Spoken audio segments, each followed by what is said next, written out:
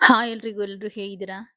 ಬನ್ನಿ ಇವತ್ತು ಚಳಿಗೆ ಬಿಸಿ ಬಿಸಿಯಾಗಿ ಮಂಗಳೂರು ಫೇಮಸ್ ಗೋಲಿ ಬಜ್ಜಿ ಮಾಡೋದು ಹೇಗೆ ಅಂತ ನೋಡ್ಕೊಂಬರೋಣ. ತುಂಬಾನೇ ಸಿಂಪಲ್ ಆಗಿ ಸೇಮ್ ಅಲ್ಲಿ ಹೇಗೆ ಸಿಗುತ್ತೋ ಅದೇ ರೀತಿ ಮನೇಲಿ ಹೇಗೆ ಮಾಡ್ಕೊಳ್ಳೋದು ಮತ್ತೆ ಅದಕ್ಕೆ ಏನೇನು ಬೇಕು ಅಂತ ನೋಡ್ಕೊಂಬರೋಣ. ತುಂಬಾನೇ ರುಚಿಯಾಗಿರುತ್ತೆ, ಮಾಡೋದು ಕೂಡ ತುಂಬಾನೇ ಸಿಂಪಲ್. ನೋಡಿ, ಮೊದಲಿಗೆ ಒಂದು ಬೌಲ್ಗೆ ಒಂದು ಸ್ವಲ್ಪ ಮೊಸರನ್ನ ಹಾಕೊಳ್ಳೋಣ.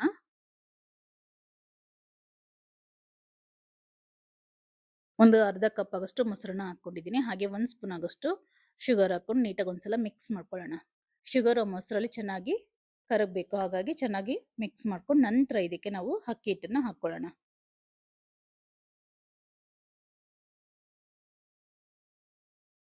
ಇದು ಕಲಸೋದು ತುಂಬಾನೇ ನಿಧಾನ ಆಗುತ್ತೆ. ನಾನು ಇಲ್ಲಿ ಫಾಸ್ಟ್ ಆಗಿ ತೋರಿಸ್ತೀನಿ, ಬಟ್ ಚೆನ್ನಾಗಿ ಕರಗಿಸ್ಕೋಬೇಕು. ಹಾಗೆ ಒಂದೂವರೆ ಸ್ಪೂನ್ 2 ಸ್ಪೂನ್ ಆಗಷ್ಟು ಅಕ್ಕಿ ಹಿಟ್ಟನ್ನ ಹಾಕೊಳ್ತಿದ್ದೀನಿ. ಅಕ್ಕಿ ಹಿಟ್ಟು ಹಾಕೋದ್ರಿಂದ ಕ್ರಿಸ್ಪಿಯಾಗಿ ಚೆನ್ನಾಗಿ ಬರುತ್ತೆ. ಹಾಗಾಗಿ ಇದನ್ನು ಸಹ ಚೆನ್ನಾಗಿ ಮಿಕ್ಸ್ ಮಾಡ್ಕೊಂಡು ನಂತರ ಇದಕ್ಕೆ ರುಚಿಗೆ ತಕ್ಕಷ್ಟು ಉಪ್ಪನ್ನು ಹಾಕೊಂಡು ಚೆನ್ನಾಗಿ ಒಂದು 5 ನಿಮಿಷ ಚೆನ್ನಾಗಿ ಮಿಕ್ಸ್ ಮಾಡ್ಕೋಬೇಕು ಇದನ್ನ. ಇದು ಚೆನ್ನಾಗಿ ಮಿಕ್ಸ್ ಆದ ನಂತರ ನಾವು ಇದಕ್ಕೆ ಮೈದಾ ಹಿಟ್ಟನ್ನ ಹಾಕೊಳ್ಳೋಣ. ನಾನಿಲ್ಲಿ ಒಂದು ಬಟ್ಲಾಗೋಷ್ಟು ಮೈದಾ ಹಿಟ್ಟನ್ನ ತಗೊಳ್ತಾ ಇದ್ದೀನಿ. ಹಿಟ್ಟು ನಮಗೆ ಮೊಸರು ಸಾಕಾಗ್ಲಿಲ್ಲ ಅಂದ್ರೆ ನಂತರ ನಾವು ಮೊಸರನ್ನ ಹಾಕೋಬಹುದು. ಹಿಟ್ಟು ಕಲಸೋ ಪ್ರೊಸೀಜರ್ ಬಂದು ಸ್ವಲ್ಪ ಟೈಮ್ ತಗೊಳುತ್ತೆ. ಹಾಗಾಗಿ ನೋಡ್ಕೊಂಡು ನಿಧಾನವಾಗಿ ಒಂದು 5-6 ನಿಮಿಷ ಟೈಮ್ ತಗೊಳುತ್ತೆ. ಚೆನ್ನಾಗಿ ಕಲಸಿದಷ್ಟು ನಮಗೆ ಆ ಗೋಲಿ ಬಜ್ಜಿ ಅನ್ನೋದು ತುಂಬಾ ಚೆನ್ನಾಗಿ ಬರುತ್ತೆ. ನೋಡಿ, ನಂಗೆ ಇನ್ನೊಂದು ಸ್ವಲ್ಪ ಮೊಸರು ಬೇಕಾಗಿತ್ತು, ಹಾಗಾಗಿ ಇನ್ನೊಂದು ಸ್ವಲ್ಪ ಮೊಸರನ್ನ ಹಾಕೊಳ್ತಾ ಇದ್ದೀನಿ.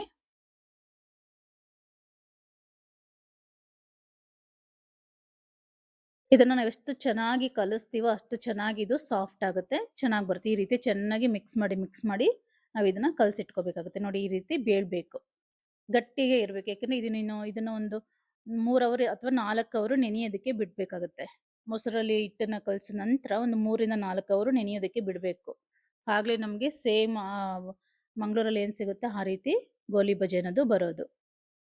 ನೀವು ಸಂಜೆ ಟೈಮಲ್ಲಿ ಮಾಡ್ತೀನಿ ಅಂದ್ರೆ ಮಧ್ಯಾಹ್ನನೇ ಇದನ್ನ ಕಲಸಿ ಇಟ್ಕೋಬೇಕಾಗತ್ತೆ. ಬನ್ನಿ ಈಗ ಅದಕ್ಕೆ ಒಂದು ಚಟ್ನಿ ಮಾಡ್ಕೊಳ್ಳೋಣ. ಸಿಂಪಲ್ ಆಗಿ ಇಲ್ಲಿ ನನಗೆ ಒರಳಲ್ಲಿ ರುಬ್ಬಿಟ್ಟು ಮಾಡ್ಕೊಳ್ತಾ ಇದ್ದೀನಿ ಚಟ್ನಿನ. ಹಾಗಾಗಿ ಕೈಯಲ್ಲೇ ನಾನು ಕಾಯಿನ ತುರ್ಕೊಳ್ತಾ ಇದ್ದೀನಿ.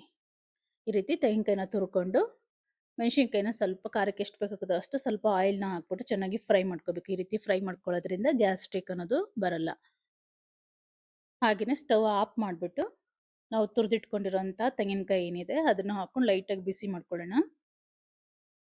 ಈ ರೀತಿ ಬಿಸಿ ಮಾಡ್ಕೊಳ್ಳೋದ್ರಿಂದ ಚಟ್ನಿ ಅನ್ನೋದು ಬೇಗ ಕೆಡಲ್ಲ. ಹಾಗಾಗಿ ಲೈಟಾಗಿ ಈ ರೀತಿ ಬಿಸಿ ಮಾಡಿಕೊಂಡು ಅದಕ್ಕೆ ನಮ್ಗೆ ಎಷ್ಟು ಬೇಕೋ ಅಷ್ಟು ಕಡಲೆಪಪ್ಪು ಹಾಕ್ಕೊಂಡು ನಂತರ ನಾವು ಇದನ್ನ ರುಬ್ಕೊಳ್ಳೋಣ.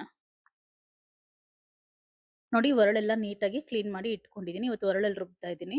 ತುಂಬಾನೇ ರುಚಿಯಾಗಿರುತ್ತೆ ಒರಳಲ್ಲಿ ರುಬ್ಬೋದ್ರಿಂದ, ಟೇಸ್ಟ್ ಆಗುತ್ತೆ ಮತ್ತೆ ಬೇಗ ಕೂಡ ಕೆಡೋದಿಲ್ಲ. ರುಚಿಗೆ ತಕ್ಕಷ್ಟು ಉಪ್ಪನ್ನು ಹಾಕೊಂಡು ಹಾಗೆ ಸ್ವಲ್ಪ ಹಿಂಗು ಹಾಕೊಳ್ಳೋಣ.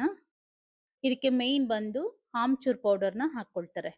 ನಾನು ಇಲ್ಲಿ ಹಾಕ್ತಿಲ್ಲ, ನೀವು ಬೇಕಂದ್ರೆ ಆಮ್ಚೂರ್ ಪೌಡರ್ ಹಾಕೊಳ್ಳಿ, ಅದೇ ಟೇಸ್ಟ್ ಬರುತ್ತೆ.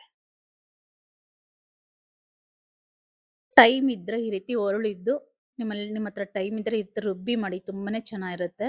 ಸಾಂಬಾರಾಗ್ಲಿ ಚಟ್ನಿ ಆಗ್ಲಿ. ನೋಡಿ, ಈಗ ಒಂದು ಅರ್ಧ ಭಾಗ ಆಗಿದೆ.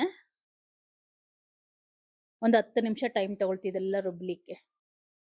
ಈಗ ಕೊನೆಯಲ್ಲಿ ಒಂದು ಸ್ವಲ್ಪ ಒಂದು ಅರ್ಧ ಭಾಗ ಆದ ನಂತರ ಸ್ವಲ್ಪ ಕೊತ್ತಂಬರಿ ಸೊಪ್ಪು ಹಾಕೊಂಡು ಇದನ್ನು ಸಹ ಚೆನ್ನಾಗಿ ರುಬ್ಕೊಳ್ಳೋಣ. ಮಧ್ಯದಲ್ಲಿ ಕೊತ್ತಂಬರಿ ಸೊಪ್ಪು ಹಾಕೋದ್ರಿಂದ ಕಲರ್ ಅನ್ನೋದು ಚೆನ್ನಾಗಿರುತ್ತೆ, ಹಾಗೆ ಅದೊಂದು ಒಳ್ಳೆ ಘಮ ಕೂಡ ಬರುತ್ತೆ. ಹಾಗಾಗಿ ನಾನು ಮಧ್ಯದಲ್ಲಿ ಕೊತ್ತಂಬರಿ ಸೊಪ್ಪನ್ನ ಹಾಕೊಂಡು ರುಬ್ಕೊಳ್ತಾ ಇದ್ದೀನಿ. ನೋಡಿ, ಈಗ ಚಟ್ನಿ ರುಬ್ಬಿದ್ದಾಗಿದೆ.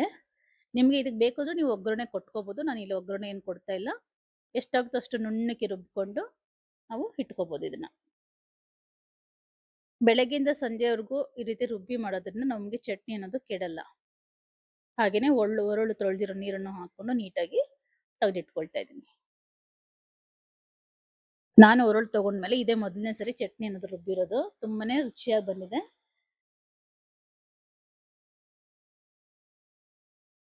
ನೋಡಿ, ಈ ರೀತಿ ಚಟ್ನಿಗೆ ಬೇಕು ಅಂದ್ರೆ ನೀವು ಇನ್ನೊಂದ್ ಸ್ವಲ್ಪ ನೀರನ್ನು ಹಾಕೋಬಹುದು. ಬನ್ನಿ ಈಗ ಗೋಲಿ ಬಜ್ಜಿ ಮಾಡೋದು ಹೇಗೆ ಅಂತ ನೋಡ್ಕೊಂಬರೋಣ. ಆಲ್ರೆಡಿ 4 ಅವರ್ ಆಗಿದೆ, ಚೆನ್ನಾಗಿ ನೆಂದಿದೆ. ನಿಮ್ಗೆ ಇದಕ್ಕೆ ಬೇಕು ಅಂದ್ರೆ ನಾನು ಇಲ್ಲೊಂದು ಚಿಟಿಕೆ ಆಗೋಷ್ಟು ಸೋಡಾನ ಹಾಕೊಳ್ತೀನಿ, ಬಟ್ ಸ್ವಲ್ಪ ಹೆಚ್ಚಿಗೆ ಹಾಕೊಂಡ್ರೆ ನಿಮ್ಗೆ ಇನ್ನೂ ಚೆನ್ನಾಗಿ ಬರುತ್ತೆ ಫ್ಲಫಿಯಾಗಿ.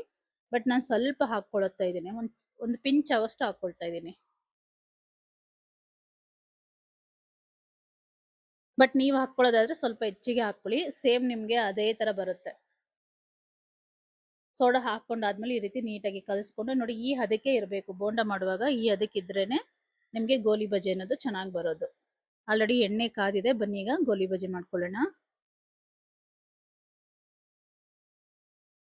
ತುಂಬಾ ತೆಳುವಾದ್ರೂ ಚೆನ್ನಾಗಿ ಬರಲ್ಲ ಬೋಂಡ, ಅಂದ್ರೆ ಸೇಮ್ ಆ ಶೇಪ್ ಅನ್ನೋದು ಬರೋದಿಲ್ಲ. ಹಾಗಾಗಿ ನೋಡ್ಕೊಂಡು ನೀವು ಹಿಟ್ಟನ್ನ ಕಲ್ಸ್ಕೋಬೇಕಾಗತ್ತೆ.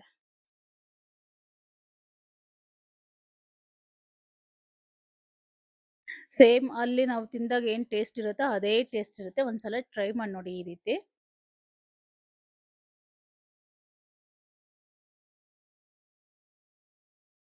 ಈ ಚಳಿಗೆ ಬಿಸಿ ಬಿಸಿಯಾಗಿ ತಿನ್ಲಿಕ್ಕೆ ತುಂಬಾನೇ ಚೆನ್ನಾಗಿರುತ್ತೆ. ನೋಡಿ ಈಗ ಮಂಗಳೂರು ಸ್ಟೈಲ್ ಗೋಲಿ ಬಜೆ ರೆಡಿ ಆಗಿದೆ. ನಿಮ್ಗೇನಾದ್ರೂ ಈ ರೆಸಿಪಿ ಇಷ್ಟ ಆಗಿದ್ರೆ ಮರಿದೆ ಒಂದು ಲೈಕ್ ಕೊಡಿ. ಹಾಗೆ ಇನ್ನೂ ಯಾರೆಲ್ಲ ನನ್ನ ಚಾನಲ್ ಸಬ್ಸ್ಕ್ರೈಬ್ ಮಾಡ್ಕೊಂಡಿಲ್ಲ ದಯವಿಟ್ಟು ಸಬ್ಸ್ಕ್ರೈಬ್ ಮಾಡ್ಕೊಳ್ಳಿ. ವಿಡಿಯೋ ಪೂರ್ತಿ ನೋಡಿ. ನಿಮಗೆ ಇಷ್ಟ ಆದರೆ ಮಾತ್ರ ಒಂದು ಲೈಕ್ ಕೊಡೋದನ್ನ ಖಂಡಿತ ಮರಿಬೇಡಿ. Thank you for watching. Bye.